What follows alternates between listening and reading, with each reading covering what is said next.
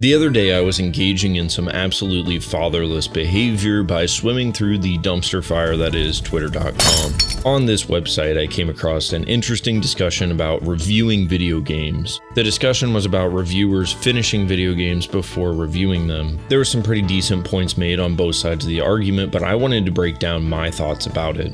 First, let me answer the question of if a reviewer should finish a video game before reviewing it. Yes, but with an asterisk, but we'll get to that asterisk in a little while. Generally, a video game reviewer should beat the game that they're attempting to review. As a consumer, I want a review which is both thorough and detailed. I don't need every single bit of the experience broken down for me, but I would like a general, deeper examination than just the basics. But if a reviewer is going to crank out a review of a game where they've only played the first quarter of the game or so, that isn't really a qualified review. I would call that a first impression.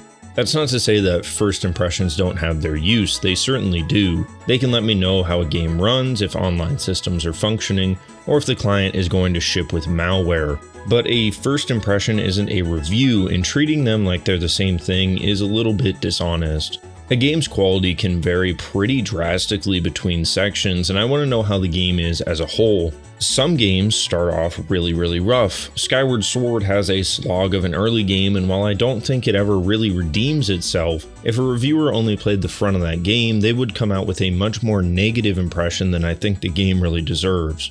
Though, judging by the scores that the game actually ended up getting, I'm pretty sure lots of these reviewers didn't even play the game. The exact opposite of this can be true too, but it tends to be more gradual. Some games start out absolutely amazing and then just fall apart. I think we can all remember games that we put down in the last quarter or so because the game got painfully boring. Some games can start out like Uncharted, where you're running around, you're shooting dudes and stealing artifacts while swinging on ropes and shit, only for the last 4 hours to be a courtroom drama where Nathan Drake defends himself for destroying World Heritage sites. A reviewer that didn't play the whole thing would still think that the game's a 10 out of 10 masterpiece because those early hours are enjoyable, but an actual player would know that the game turns to garbage when you have about a 45-minute jury selection minigame. This is by no means me asking for a reviewer to 100% complete a game. Looking at the play hours of a show like The Completionist or a website like How Long to Beat shows that doing it that way is completely insane.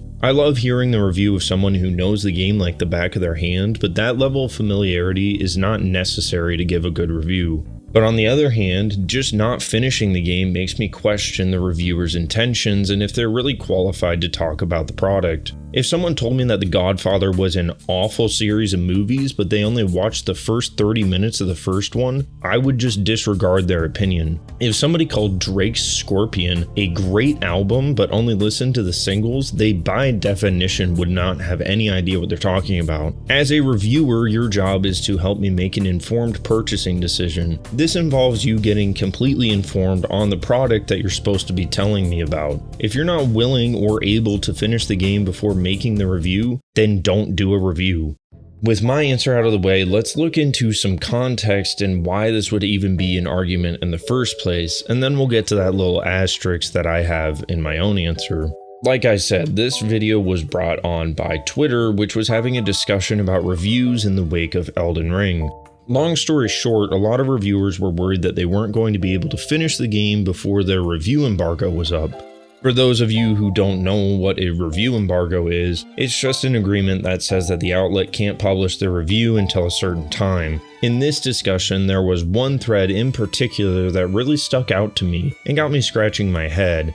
The thread goes, "You don't have to finish a game to review it, and your editor shouldn't be asking you to do that, especially when it would destroy you to do so." In my 8 years of reviewing video games, I probably finished 10% of them, and my opinions were rarely out of line with others. He goes on to say, if you're playing 80 plus hours of a game for a review, I hope that A, you've been given ample time to get through it, and B, you're getting paid thousands of dollars, because otherwise you shouldn't be fucking doing it. Initially, I thought this was one of the dumbest things I've ever read. Not just because the opinion that reviewers should not beat games is idiotic, but because this dude literally exposes himself as a fraud in 4K. This guy says he's only ever finished 10% of the games that he was paid to review, stating that since his opinion was in line with other people, it means that it was right for him to do it that way. That's moronic and shows how disposable his writing on any of those games really was. From my own experience on this channel, I can tell you I would never attempt to review a game that I haven't finished.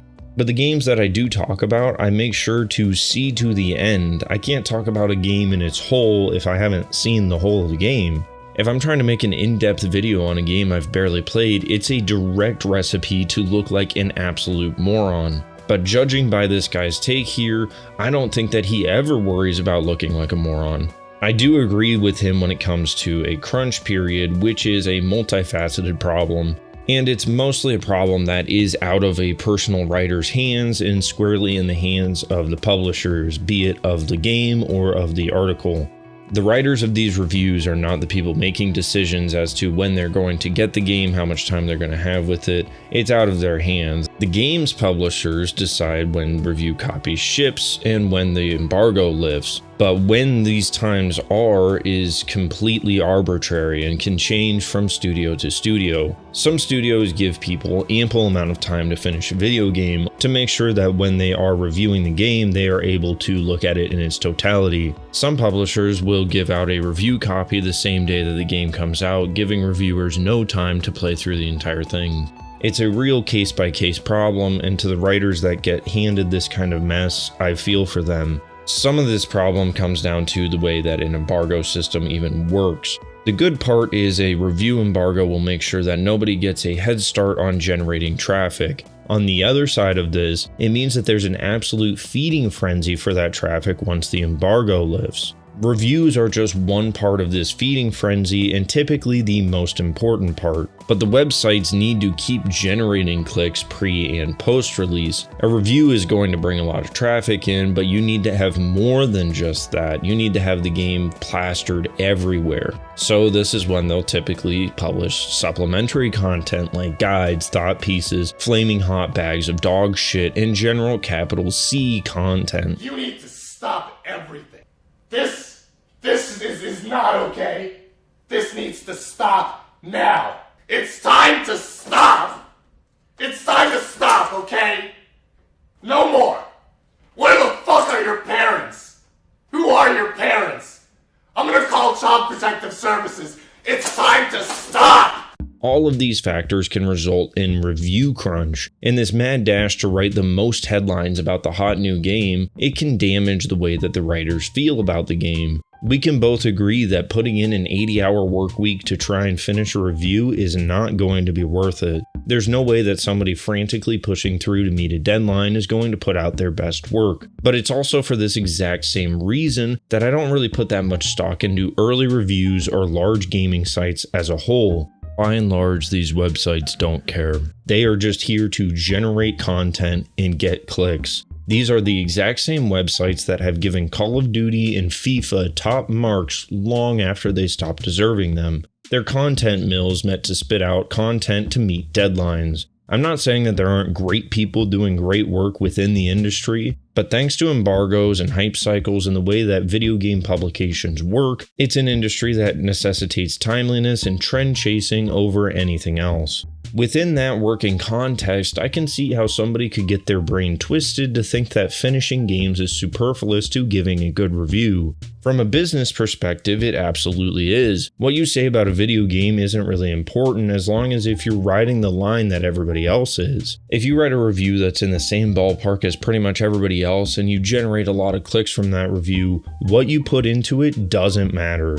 But as a consumer, I think that we deserve much better than that. I think that these people have fundamentally misjudged the role of a review as just another part of the hype train. And while I've been talking about mostly large publication websites like IGN and GameSpot and all of them, they are not the only ones committing this sin. I've seen plenty of YouTubers and streamers shitting and cumming their shorts while jacking off the hot new game.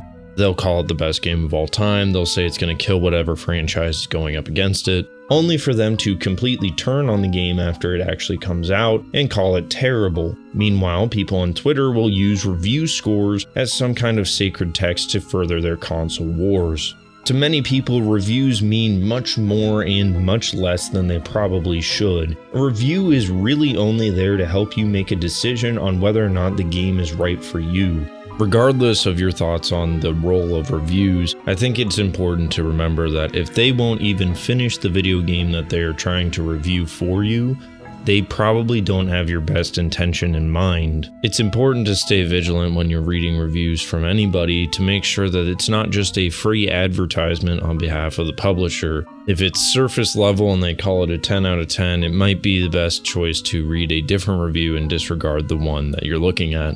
But at the front of this video, I mentioned an asterisk, which is some exceptions to the rule, so here they are. If a reviewer is not going to finish the game for some reason, but they still finish the review, I think we as consumers need to know when, where, and why they quit. If a game is a flaming hot bag of shit for the first 2 hours, and the writer doesn't think it's going to improve, I'm totally okay with them writing a negative review as long as if they provide that context. If Roger Ebert can walk out of a movie and still review it, I think it's fair for game reviewers to have that same kind of freedom. Another example is an exceptionally long game where the reviewer's not going to hit the embargo. For this purpose, I see a lot of sites that have started to use a review in progress model, and I'm actually a pretty big fan of these. It lets me see how they're feeling about the game while they work through it. It's probably a win for these websites as well, who get to have an article with review in the title so they can chase after that SEO, but it still maintains some integrity as the writer is able to finish the video game.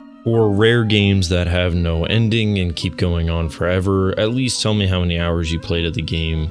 And that's the only 2 times I can really think that it's appropriate to not finish a video game when you're going to review it. Otherwise, as a reviewer, please don't hit me with a game being a 10 out of 10 if you never got past the second act.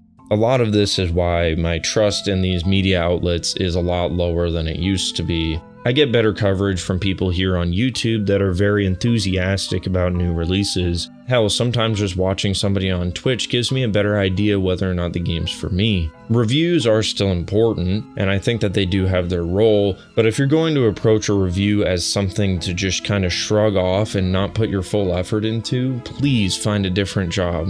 There's my thoughts on it, but I'd like to hear your guys' takes. Do you think that a review done by someone who hasn't beat the game is as useful as someone who has? Do you even read or trust Day One reviews? Do you trust these video game news and review sites at all? Let me know what you think about it in the comments. Like and subscribe if you want to. Spank that dislike button like Daddy taught ya. Follow my Twitter if you want to engage in some fatherless behavior yourself.